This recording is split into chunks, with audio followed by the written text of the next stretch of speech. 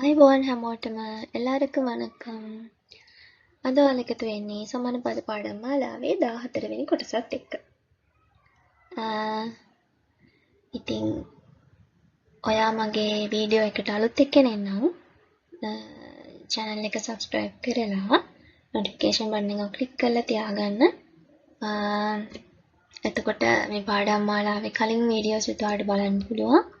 ඉස්සරහට එන වීඩියෝස් උත් බලන්න පුළුවන්. ඔයා තමිල් ඉගෙන ගන්න කැමති නම් නැත්නම් ඔයා second language tamil O level exam එකට ලියනවා නම් සහ ඔයා රාජ්‍ය සේවකයෙක් නම් එයාලටත් මේක ලියන්න වෙනවනේ නේද? මම දන්න තරමින් O level paper එකක් ලියන්න ඕනි.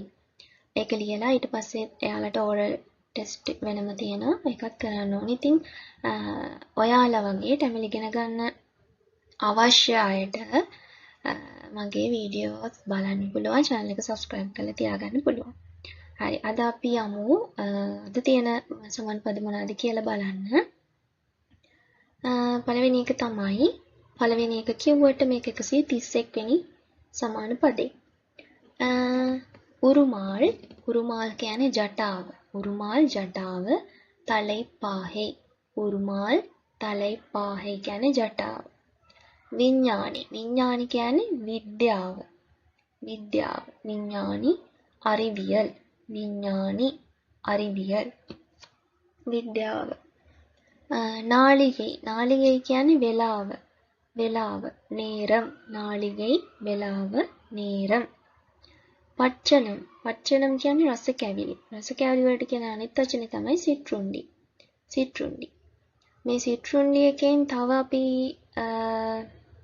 කියනවා සිට්රුන්ඩි චාලයි කියලා කියනවා අපි කැන්ටින් එකට. ඒ කියන්නේ ආපන ශාලාවට. ආපන ශාලාවට අපි කියනවා සිට්රුන්ඩි චාලයි කියලා. ඒකත් මේ ළඟින් යන වචනයක්. කියන්නේ දැන් සිට්රුන්ඩි කියන්නේ රස කැවිලිනේ. එතකොට ඒ වගේ දේවල් තියෙන තැනගේ ආපන ශාලාවත් කියන්නේ නේද?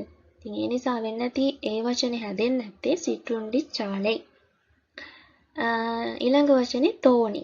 තෝණි කියන්නේ ඔරුව. ඔරුව. පඩහු. තෝණි පඩහු. ඔරුව. ඊළඟ වචනේ කිලවි. කිලවි කියන්නේ මැහැල්ල. කිලවි මැහැල්ල.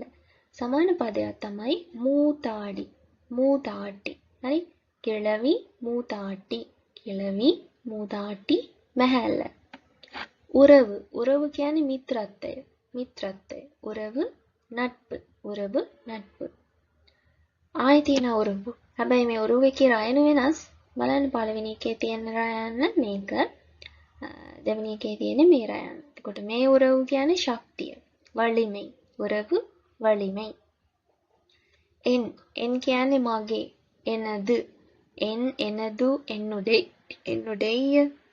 එන්නුඩෙය කියලාත් කියනවානේ. ආයි කියනවා එන්නෝඩ. හරි. තවත් පද තියෙනවා මම මෙතනට දාලා නැහැ. එනදු එන්නුඩෙය එන්නෝඩ. හරි. ඔය ඔක්කොගෙම තේරුම මගේ. ඊළඟ වචනේ මනම්. මනම් කියන්නේ සුවඳ. දැන් මෙතන තියෙන්නේ மூன்று සුලිනානා. மூன்று සුලිනානා ආවොත් මනම් කියන එකේ තේරුම සුවඳ. මෙතනට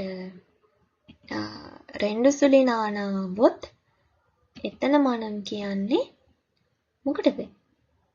හිතට. මනම් කියන්නේ හිතට. හරි? రెండు සුලිනානත් එක්ක මනම් ආවොත් හිත. மூன்று සුලිනානා එක්ක මනම් ආවොත් සුවඳ. එතකොට සුවඳට කියන අනිත් වචනේ තමයි වාසම්. මනම් වාසම්. හරි.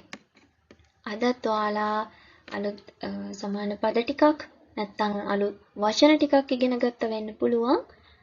ඉතින් තව වීඩියෝස් 3ක් මට කරන්න ඉතුරු වෙලා තියෙනවා මේ සීරීස් එකේ. ඉතින් ඒ ටිකත් එක්කත් එකතු වෙන්න කියලා ඔයාලගෙන් ඉල්ලන ගමන් අදට මේ වීඩියෝ එකෙන් සමු ගන්නවා. එහෙනම් ගිහින් එන්නම්.